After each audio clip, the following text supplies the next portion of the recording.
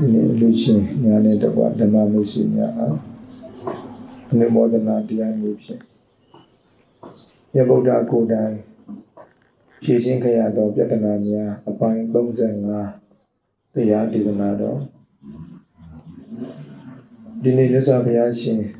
ထံကိုပြဿနာသင်လာတဲ့ပုဂ္ဂိုလ်ကတော့ဇာနုတ်တော်နီလို့ခေါ်တဲ့ဘုံနာကြီးတူဖြစ်ပါတယ်မြတ်စွာဘုရားထံကိုမကြာခဏပြဿနာသင်လာတဲ့ဘုံနာကြီး2ဦးရှိတယ်တူကတော့မာဂရတိုင်းအမတ်ကြီးတူဖြစ်တဲ့ဝတ္တကာရဘုံနာကြီးဖြစ်တယ်ဝတ္တကာရဘုံနာကြီးကလည်းမကြာခဏမြတ်စွာဘုရားထံကိုလာပြီးတော့ဆွေးနွေးမေးမြန်းနေရှိတယ်အဲ့ဒီဘုံနာကြီးအမတ်ကြီးကတော့ဗုဒ္ဓဘာသာ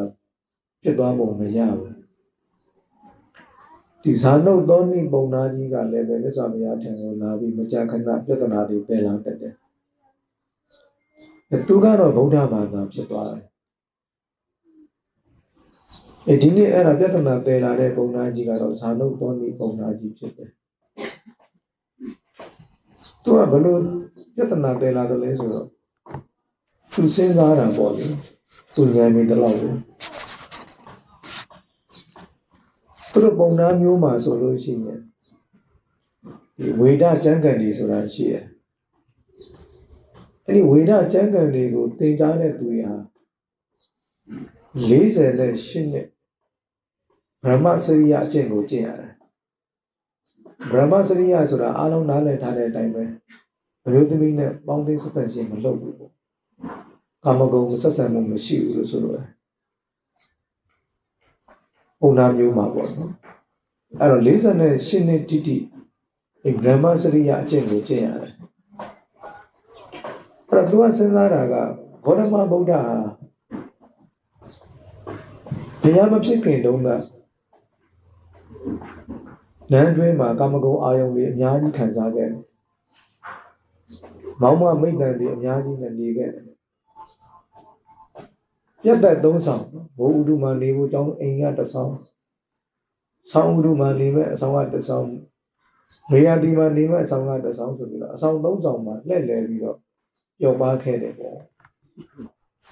အဲ့တော့ဂေါတမဗုဒ္ဓကသူ့ကိုယ်သူဗြဟ္မစရိယကျင့်သူမြန်မာလိုပြောရင်မြတ်သောအကျင့်ကိုကျင့်နေသည်လို့ဂေါတမဗုဒ္ဓကဝန်ခံနေတယ်သူ့ကိုယ်သူငါဟာမြတ်သောအကျင့်ကိုကျင့်သူလို့ခဏခဏပြောနေတယ်ဆိုတော့လောကီမှာကာမဂုဏ်အာယုန်တွေဒီလောက်ခံစားခဲ့တဲ့ပုဂ္ဂိုလ်ကဗြဟ္မစရိယအကျင့်ကိုကျင့်သူဟုတ်ပါမလားပေါ့သူကဘုရားအပေါ်မှာတန်တရားရှိတယ်ဘုရားဟာအမှန်တကယ်ပဲဗြဟ္မစရိယအကျင့်ကိုကျင့်တာဟုတ်ကဲ့လားအဲ့ဒါနဲ့မြတ်စွာဘုရားကြီးကအဲ့ဒီပြဿနာပယ်လာတာပဲမြတ်စွာဘုရားကသာသနာပြုတဲ့အခါမှာအဲ့လိုပဲကိုယ့်ကိုလာပြီးတော့ဆွဆွဲသူတွေပုတ်ခတ်သူတွေစောကားသူတွေမသိလို့မေးမြန်းသူတွေမျိုးစုံကိုမြတ်စွာဘုရားကြုံခဲ့ရတာပဲအခုလည်းဒီဘုံသားကြီးကမြတ်စွာဘုရားရဲ့အကျင့်တရားနဲ့ပတ်သက်ပြီးတန်တရားဖြစ်တာပဲဒါပေမဲ့တိုက်ရိုက်လည်းမပြောရဲဘူးသူကမပြောရဲတော့မြတ်စွာဘုရားကိုဘာလျှောက်တယ်လဲဆိုတော့မြတ်စွာဘုရားတဲ့မြတ်စွာဘုရားကမိမိကိုယ်ကိုမြတ်သောအကျင့်ကိုကျင့်လို့ရှိသူလို့ဝန်ခံတယ်ဆိုတာဟုတ်ပါသလားဒါလေးပဲသူမေးလိုက်ပါမြတ်စွာဘုရားဟာမြတ်သောအကျင့်ကိုကျင့်သူဆိုတဲ့ဝန်ခံသလားမြတ်စွာဘုရားကပြောတယ်ဒီလောကကြီးမှာတဲ့မြတ်သောအကျင့်ကိုမကြိုးမပေါက်မပြောက်မကြားဘဲနဲ့ကျင့်တဲ့သူလို့ပြောရင်ငါဘုရားကိုပြောမှမှန်တယ်ယူတနေ့ကျင့်တာမဟုတ်ဘူးနော်မကြိုးမပေါက်မပြောက်မကြားဘဲနဲ့ကျင့်တဲ့သူလို့ပြောရင်အဲ့ဒါငါဘုရားကိုပြောမှမှန်တယ်ငါဘုရားဟာဒီမြတ်သောအကျင့်ကိုမကြိုးအောင်မပေါက်အောင်မပြောက်အောင်မကြားအောင်ငါကျင့်တယ်ဘုရားကအဲ့လိုအတိအလင်းဝန်ခံလိုက်မကြိုးမပေါက်မပြောက်မကြားအောင်ငါဘုရားကတင့်တယ်နေတာအဲ့ပုံသားကြီးမျက်စိလဲသွားတယ်သူတို့ဗြဟ္မဏတွေမှာပုံသားတွေမှာကမြတ်သောအကျင့်ကိုကျင့်တယ်လို့ပဲပြောတာကျိုးတယ်ပေါက်တယ်ပျောက်တယ်ကြားတယ်ဆိုတာကိုနားမလဲဗြဟ္မစရိယမှာကျိုးချင်းပေါက်ချင်း ကြားချင်းပျောက်ချင်းဆိုတာဘာပြောတာလဲကျိုးပေါက်တယ်ပျောက်ကြားတယ်ဆိုတာသူနားမလဲသူတို့ကျမ်းဂန်မှာပေါ်ပြထားခြင်းမရှိဘူးနဲ့တူပါတယ်ဒါနဲ့မြတ်စွာဘုရားတဲ့ဗြဟ္မစရိယကိုကျင့်တဲ့သူမှာပျောက်တယ်ကြားတယ်ကျိုးတယ်ပေါက်တယ်ဆိုတာဘာပြောတာလဲအဲ့တော့မြတ်စွာဘုရားကပြောတယ်အေးလောကကလူသားတွေကမျိုးသမီးနဲ့ပေါင်းဖော်တဲ့ကိစ္စတစ်ခုကိုပဲမေထုံလို့သိနေကြတာတကယ်တော့မေထုံဆိုတာ9မျိုးရှိတယ်မြတ်စွာဘုရားကမြတ်သောချင်းကိုကျင့်တဲ့သူသည်အမျိုးသမီးနဲ့ပေါင်းဖော်ခြင်းကိုချောင်းကျင်ုံနဲ့မလုံလောက်သေးဘူးဒါဥစ္စာတော့ဥပုသ္တေတွေလည်းသတိထားစီရနော်ယဟန်တော်များဆရာလေးများဥပုသ္တေများဒီနေ့ခေတ်ဆိုရတိများပေါ့နော်အဲ့တော့ဥပုသ္တေတွေ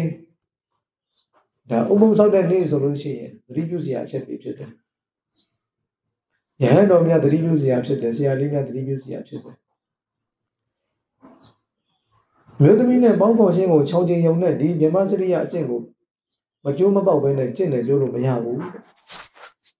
ဘာတွေကိုလဲချောင်းကြအောင်လဲဆိုတော့သစ္စာဘုရားကအမျိုးသမီးတွေရဲ့ပုဒ်တမှုနှိမ့်နယ်မှုရေချိုးပေးမှုတွေကိုလည်းဆောင်ရမယ်။ရှစ်ခေတုန်းကပုံနာကြီးတွေမျိုးသမီးနဲ့မပေါင်းဖော်ဘူးဆိုပေမဲ့မျိုးသမီးတွေရဲ့နှိမ့်နယ်မှုကိုသူတို့ခံယူကြတယ်လေမျိုးသမီးတွေရဲ့နှိမ့်နယ်မှုကိုခံယူတယ်စီတွေနဲ့လိမ့်ကြံပေးမှုကိုခံယူတယ်ရေချိုးပေးတာတွေကိုခံယူကြတယ်မျိုးသမီးနဲ့တော့မပေါင်းဘူးဒါပေမဲ့နှိမ့်နယ်တာတွေစီနဲ့လိမ့်ပေးတာတွေရေချိုးပေးတာတွေကိုလက်ခံတယ်ဒါဟာဗြဟ္မစရိယအကျင့်ကိုပြည့်ပြည့်စုံစုံကျင့်တယ်လို့ပြောလို့မရသေးဘူးဒါလည်းမေထုံတစ်မျိုးပဲလေတဲ့မြတ်စွာဘုရားကဆရာတော်ကြီးတွေကတော့ဒါမေထုံငယ်လို့ဆိုတဲ့စကားလုံးနဲ့တင်စားပြောမျိုးသမီးနဲ့ပေါင်းဖော်တာကိုတော့မေထုံကြီးခေါ်ပြီးတော့ဒီခုလိုမျိုးသမီးတို့ရဲ့ပုံစံမှုနှိမ့်နယ်မှုရေချိုးပေးမှုတွေကိုလက်ခံခြင်းဟာမေထုံအငယ်စားတစ်ခုပဲ။ညဥပုသ္တေတွေဥပုသ်ဆောက်တည်တဲ့နေ့ဆိုရင်ဒါချောင်းကျင်ရမယ်။နော်။ယဟန်တော်များအမျိုးသမီးတို့ရဲ့ပုံသိနှက်နေမှုတွေကိုချောင်းကျင်ရတယ်။ဝိနည်းတော်မှာလည်းပယ်ထားတယ်။ယဟန်တော်များဒီအမျိုးသမီးများကိုတွားရောက်ကင်လို့မရအောင်။ရာဂစိတ်နဲ့ကင်အပက်ကြီးတယ်။ကိုယ့်ရဲ့အမေတော်ကင်ခွင့်မရှိဘူး။ကိုယ့်ရဲ့အမတွေလည်းကင်လို့မရဘူး။ကိုယ့်ရဲ့ညီမတွေလည်းကင်ခွင့်မရှိဘူး။ကိုယ့်ရဲ့တူမလေးတွေကင်ခွင့်မရှိဘူး။ကင်ဝိနည်းတော်ရအပက်တဲ့အဲ့တော့ဗြဟ္မစရိယအကျင့်ကိုပြည့်ပြည့်စုံစုံကျင့်တယ်မဖြစ်တော့ဘူးပေါ့အဲ့တော့မြတ်သောအကျင့်ကိုကျင့်နေသူများသည်နော်အဲ့တော့အမျိုးသမီးများနဲ့ချောင်းကျင်တယ်လို့အခုလိုကိုယ်တည်မှုနှိမ့်နယ်မှုရေချိုးပေးမှုတွေကိုလည်းချောင်းကျင်ရတယ်နော်တတိပြုစရာဖြစ်တယ်ဒါကြောင့်အမျိုးသမီးများအနေနဲ့ဆရာတော်သင်္ဃာတော်များကိုနှိမ့်နယ်ပေးမှုမလုပ်ပါဘူးအမျိုးသမီးများအနေနဲ့ဆရာတော်များကိုဒါရေချိုးပေးတာတွေမလုပ်အောင်ဒါတခါလေးလုပ်ရမှလုပ်ဖြစ်တယ်မျိုးသားတွေလုပ်ရမှလုပ်တာဖြစ်တယ်ပေါ့နော်ဒါနံပါတ်1မေထုံအငယ်စားတစ်ခုနံပါတ်2ကတချို့သောပုဂ္ဂိုလ်များကြတော့တဲ့မျိုးသမီးနဲ့ပေါင်းဖော်ခြင်းကိုတော့ချောင်းကျင်ပါရဲ့စောစောကပြောခဲ့တဲ့ပုဒ်တဲ့နှိမ့်နယ်မှုတွေကိုလည်းချောင်းကျင်တယ်အဲ့ဘာကိုတော့မချောင်းနိုင်ဘူးလဲဆိုတော့မျိုးသမီးတွေနဲ့တဟိတဟာနဲ့ပြုံးပျော်ရွှင်နေတာတွေကိုမချောင်းကျင်နိုင်ပြန်ဘူးနော်မျိုးသမီးတွေနဲ့နော်ပြုံးရဲ့ကြည်စားမှုတုံးနဲ့တူကြည်စားနေတာတုံးနဲ့တူကြည်စားပြီးနေတယ်ပြုံးရွှင်ပြီးနေကြတယ်တယောက်နဲ့တယောက်ကြည့်ပြီးတော့ပြုံးရွှင်နေကြတယ်ကြည်စားနေကြတယ်ဒါရာဂစိတ်ကိုအခြေခံပြီးတော့ကြည်စားမှုရာဂစိတ်ကိုအခြေခံပြီးတော့ပြုံးရွှင်မှုတွေဆိုလို့အဲ့လိုရာဂစိတ်နဲ့တယောက်နဲ့တယောက်ပြုံးရွှင်မှုတွေကြည်စံမှုတွေကိုမချောင်ကျင်ခြင်းဟာလဲမြတ်သောအကျင့်ကိုကျင့်နေသူမှာဒါပျောက်ကြားခြင်းပဲကျိုးပေါက်ခြင်းပဲဒါဒုတိယမေထုံအငယ်စားတစ်ခုလို့ခေါ်တယ်။ဒါကြောင့်ဥပုသ်ဆောက်တဲ့နေ့တွေမျိုးတွေမှာဆိုလို့ရှိရင်အမျိုးသားတွေအမျိုးသမီးတွေအနေနဲ့နော်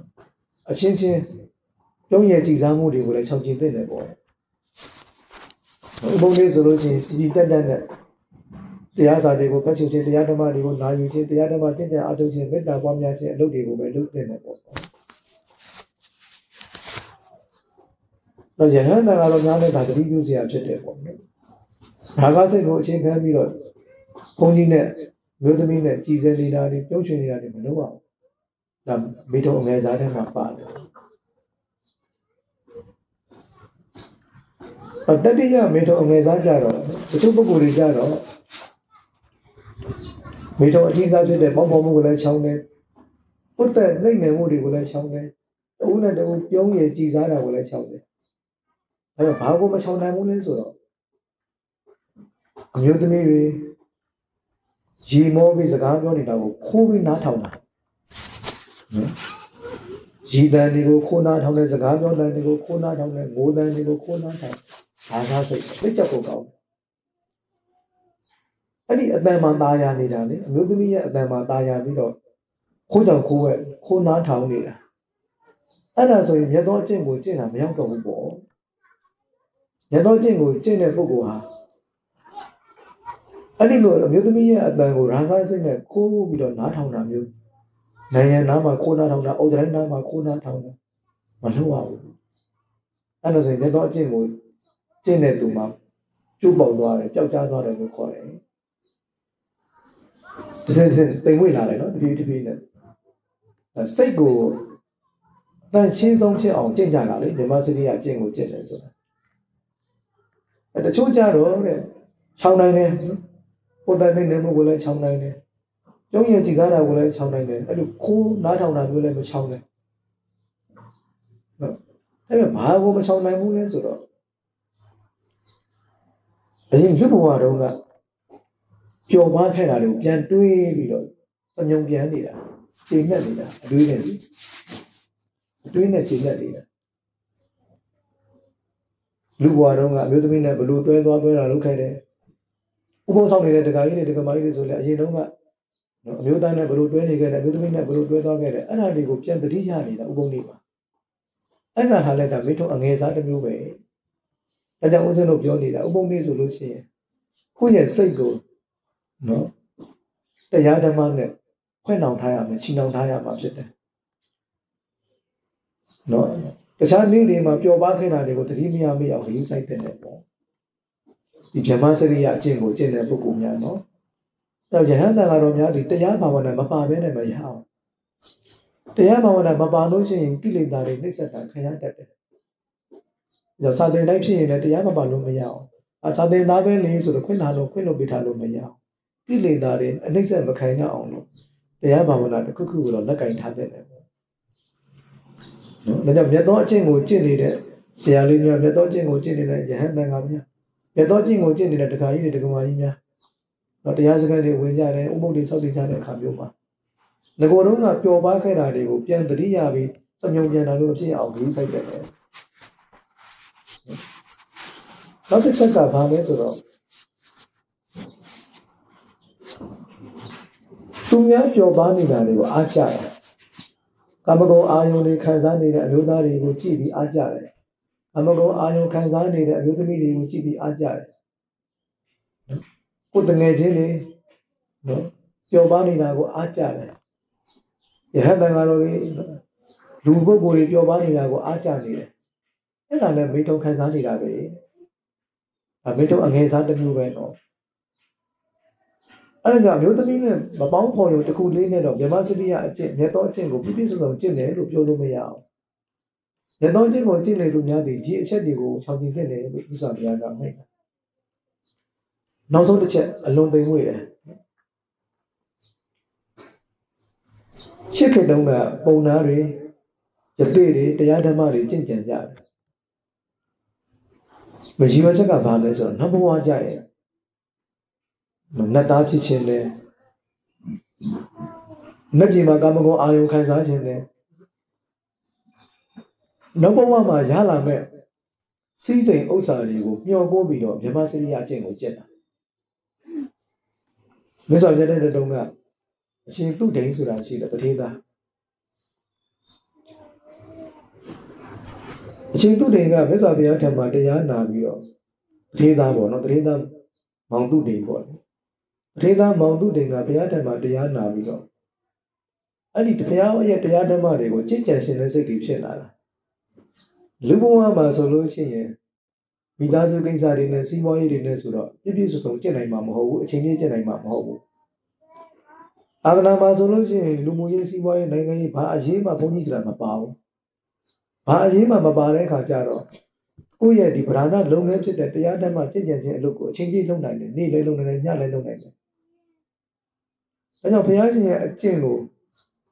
ပြည့်ပြည့်စုံစုံကြင်ချင်တဲ့အတွက်ကြောင့်ယဟန်ဝတ်ဖို့မြတ်စွာဘုရားအဲ့မှာခွင့်တောင်းပြီးယဟန်ဝတ်လာခဲ့တာပေါ့နော်မိဘတွေကသဘောမတူတူဝီတော်သားမို့လို့တူဝီတော်သားတော့မိဘတွေကနီးမျိုးစုံနဲ့တက်ွက်ကြတယ်နီးမျိုးစုံနဲ့တက်ွက်တယ်သူ့မှာလည်းဇနီးမယားလည်းရှိတယ်နောက်ဆုံးတူပြောရမယ်ဆိုရင်နောက်ဆုံးသူသာသနာ့ဘုံကိုရောက်သွားတယ်ယဟန်ဝတ်သွားတယ်ဒါကိုမိဘတွေကမတင်တဲ့လူထွက်စေချင်သေးတာအိမ်ကိုပြင့်ပြီးတော့လူထွက်အောင်လုပ်ကြတာလေအိမ်ကိုပြင့်ပြီးတော့ရှိသမျှစီးစိမ်ဥစ္စာတွေကိုထုတ်ပြီးတော့ရွှေပုံတွေငွေပုံတွေနဲ့ပြပြီးတော့ဒီမှာငါတို့မှာရွှေတွေဟော့တလောက်ရှိတယ်ငွေတွေဟော့တလောက်ရှိတယ်နော်ငွေစားငွေခံမရှိဘူးဒီချက်ပါဆိုတော့ရွှေတွေငွေတွေနဲ့ထားရောက်တယ်ဟိုကပြတ်တယ်သူစိတ်ဓာတ်ကနော်ဒီရွှေတွေငွေတွေမလိုချင်ဘူး